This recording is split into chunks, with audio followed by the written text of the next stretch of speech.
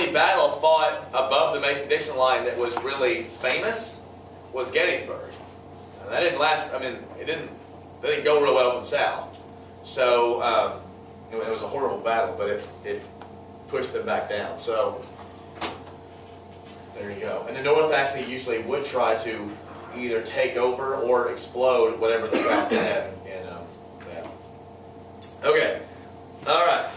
Now let's talk about specialization, right? And how these things are going to lead to changes. Okay. Let's do this. We talked a little bit about this before. In the North, 80% of the industries in the North, actually 81% of all the industry in America was located in the Northeast.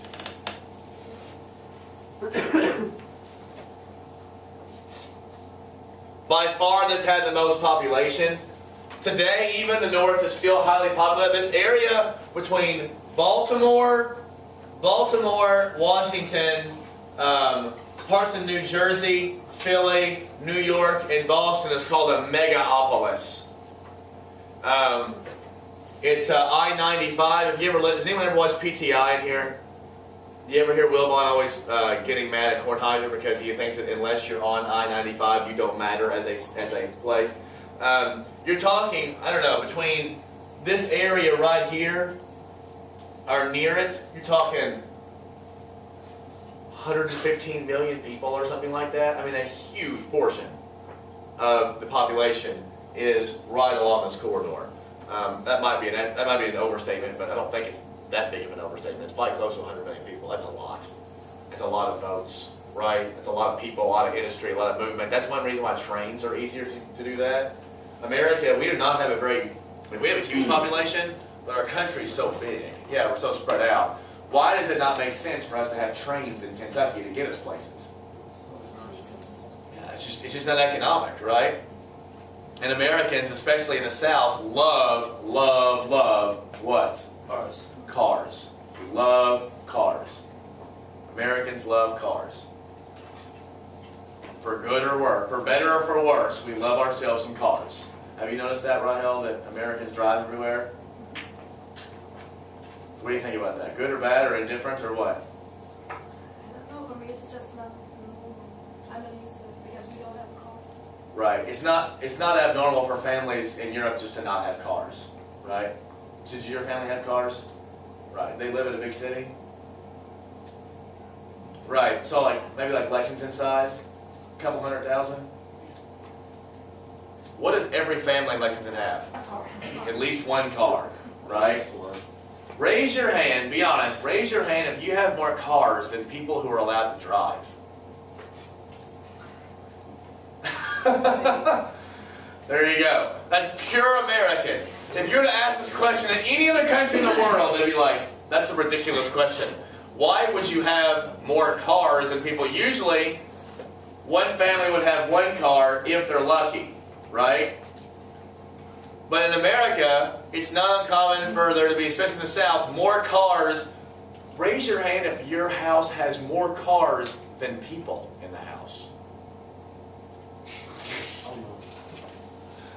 Raise your hand if your car has as many cars as there are people or more.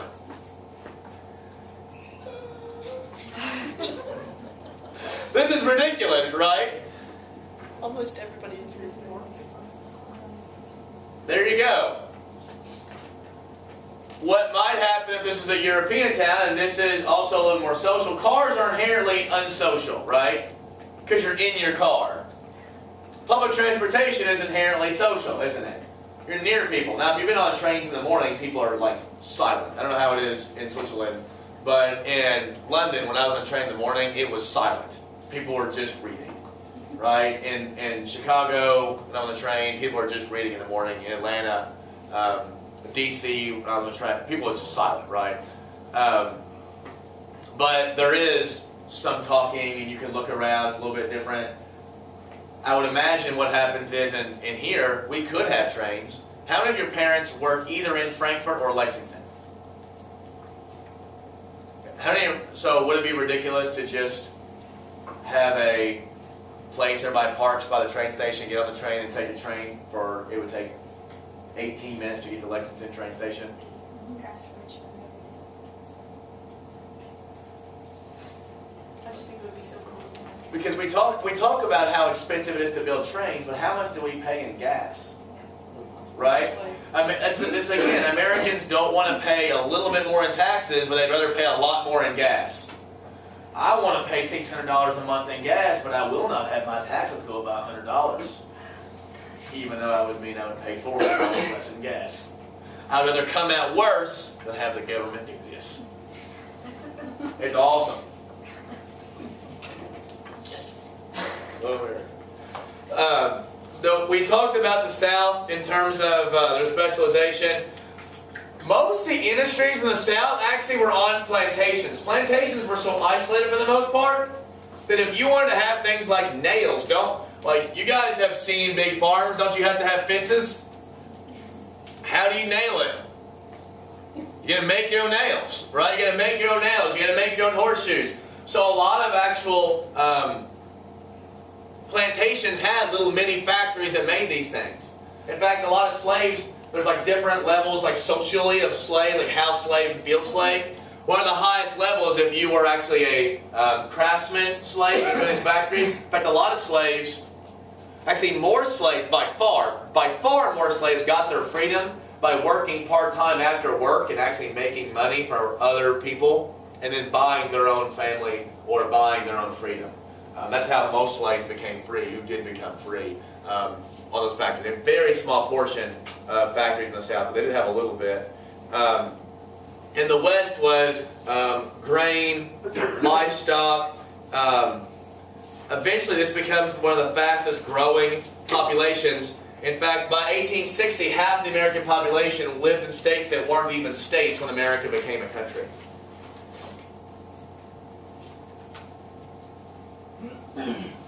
And then what's going to happen politically? What two areas are going to start aligning politically? North and West, right? So now you're going to have areas like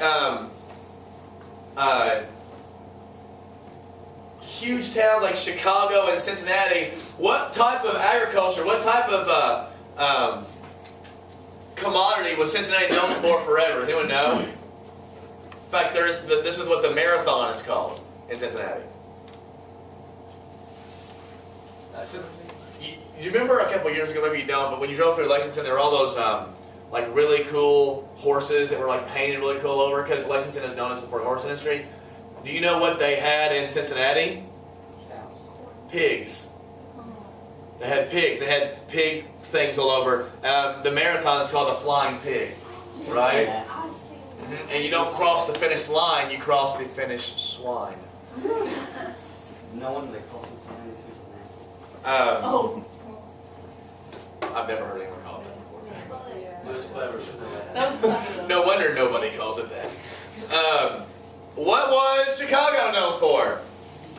Chicago was a cattle town, right? The bulls, right? By the way, the bulls and bears are two mascots. The biggest commodities market in America is there. What happens if the market's doing really well? What do we say the market is? It's bullish. What happens if the market's on its way down? Does anyone know what it's called? It's bearish. Do what? What do you mean? Well, because if the market's going up, it's charging like a bull. And if it's going down, it's fighting and dragging you down like a bear. Well, I didn't come up with it. I'm just telling you what it is. Anyway. So what's going to happen is politically, as we mentioned before, these two areas, because they trade so much, will begin to be connected politically, isolating the South and rendering the South much more likely to lose the war, which of course they do. And rendering the West and North to have more educational opportunities. Think about upper Midwest has some pretty good schools. The North has good schools, right? This area is more educated. What about the South? Less educated, right? Do we see some of these same patterns today? Absolutely. So it's not like we showed up in 2013 and this is what we got, right? This has been a long time coming. And what's one reason why America and China are probably never going to fight a war? Does anyone know? Our economies are Trade, so they're declining. all Our countries are so interconnected through trade, right? We've begun to understand each other a little more politically and socially. If we want to ask somebody something, the trade really helps make those connections, right? This is what the North and the West are able to do because they're making these connections. Do you know who our largest trade partner is in the world by far? And it's not really even that close. Canada. Canada, right? Canada's by far. We get most. Where do we get most of our oil from? Canada. Canada, Mexico. Like we have very little oil from the Middle East anymore, right? So we're making these connections with Canada, and doesn't it seem ridiculous to go to war with Canada? Yeah. That seems like a ridiculous proposition, right? They say that now, but But like there's 3 Canadian spies in here looking around. They're like, we're a Canuck. We like Maple Leafs. And hockey and lacrosse, right? Lacrosse is starting to invade America, right? It's actually the national sport of Canada, not hockey. Think about that. I think that's weird. Yes, lacrosse is beginning to take over. It's becoming popular even in the South. Dun, dun, dun. Even though it's not the official sport, Canadians take hockey. Canadians take hockey really seriously, but it's a ridiculous sport because it's on ice, right? I think the Winter Olympics are just ridiculous. Yes. I have friends up north, and it's like crazy popular. Their hockey is. Oh yeah, Like it's more popular than football. They won't have football teams without have hockey teams. absolutely. I mean, that's what athletes do in a lot of the northern areas. why not? In my head, it's ridiculous because in my head, if I don't like a sport, it's not important. But those guys, I mean, hockey's pretty fun to watch. You ever been to a hockey game before? Yes. So much fun. If you haven't, and you want to do something really fun on a weekend, UK hockey team is really fun to go watch. It starts at midnight. The games start at. Has anyone been to a UK hockey game? Have you been before? They're great fun, aren't they? They start at midnight, and they're at the Lexington Ice Center, and they're just a club team. They're not a varsity team, but they bring in people from all over the country. You know, different schools from big state, Michigan State, Indiana, same play, and the crowd is rowdy. To be fair, the crowd is mostly inebriated, but the crowd is pretty rowdy. Like, I don't ever stay the whole time because I get really cold by the end, but it's really fun. If you haven't gone, it's really cheap and really fun. And a couple of years ago, the hockey team, I don't know if you knew this, the hockey team looked like it was not going to be able to be around anymore. Do you know who saved the hockey team? Ashley Judd. Do you know how she saved the hockey team? She's rich. No. No. She's Ashley Judd's great. And this is back in the mid-90s, right? Like 95, 96, when she was in her prime. And she called the people and she said, send me a hockey jersey and I'll take a picture.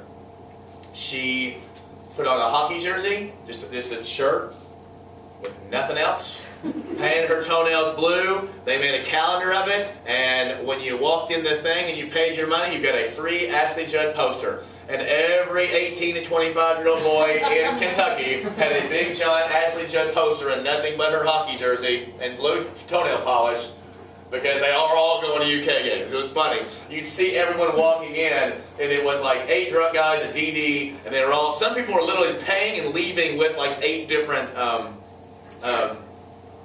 posters. Then she started doing it for every sport. So there was an Ashley Judd picture of her just in a basketball jersey and one just like in a football thing, and that's how they raised money for some sports. Ashley Judd.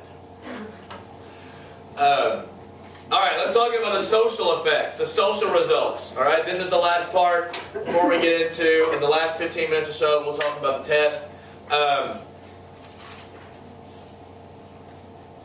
What women do at home is now going to be considered less important. Why do you think what women do at home is now going to be considered less important than before? Now that we're entering the era of industrialization.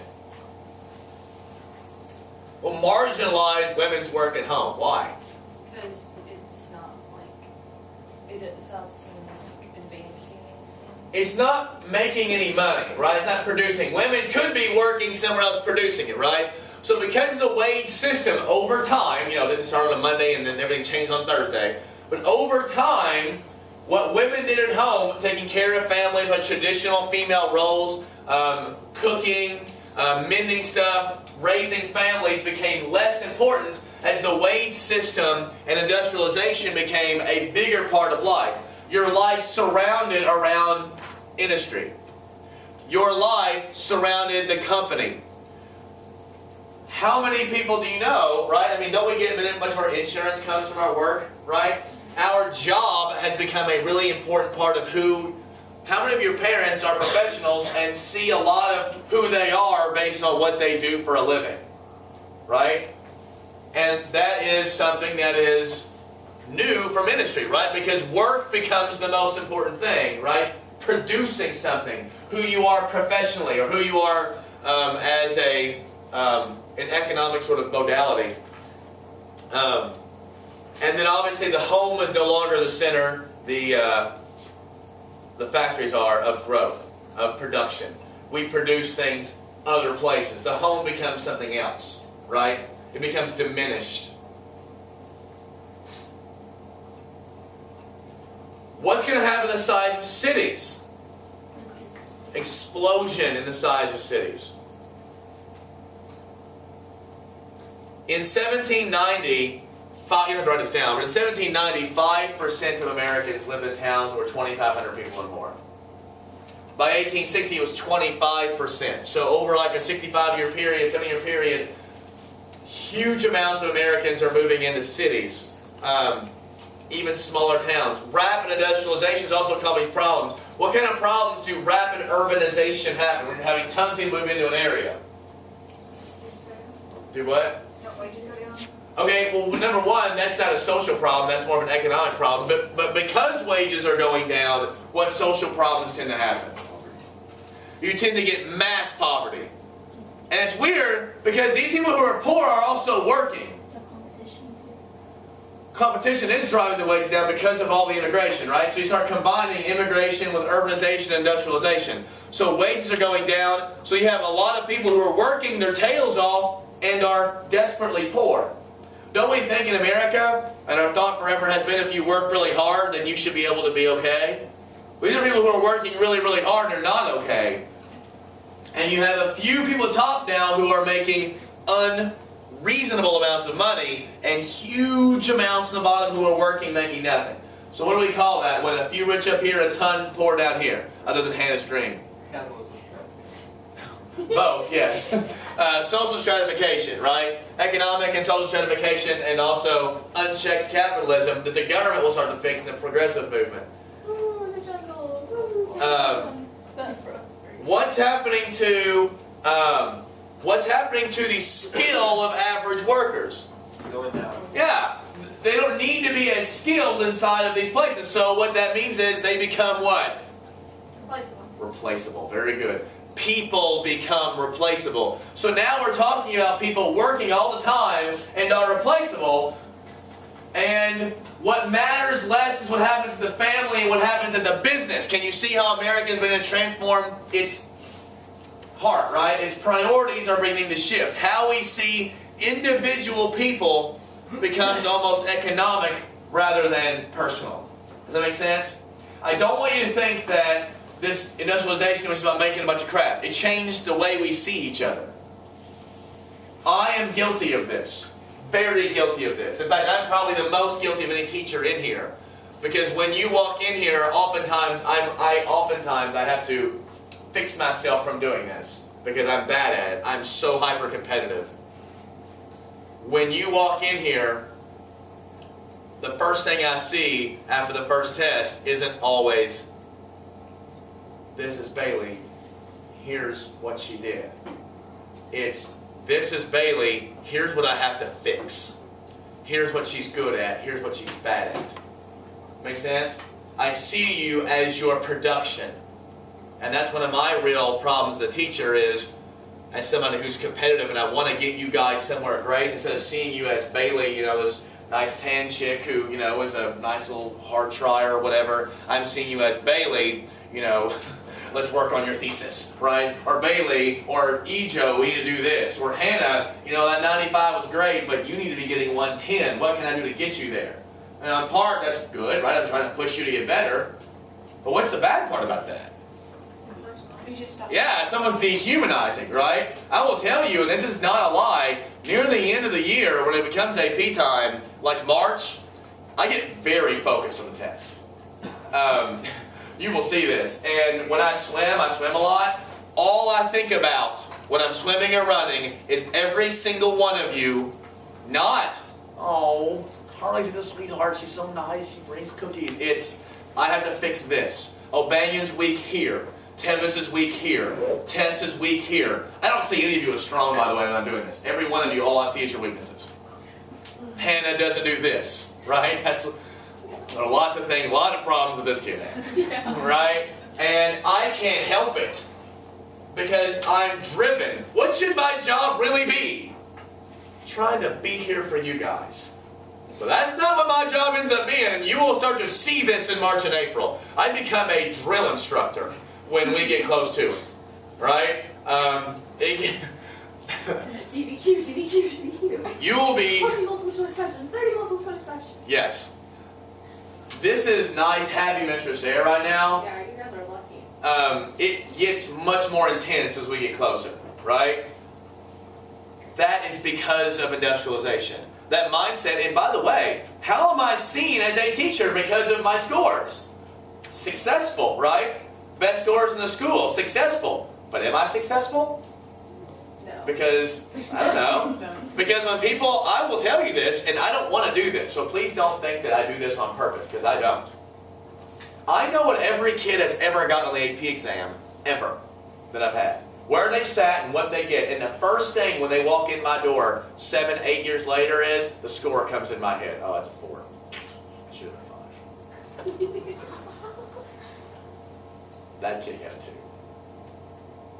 And I will also tell you, and this is, it gets worse. Maybe we should shut that off. I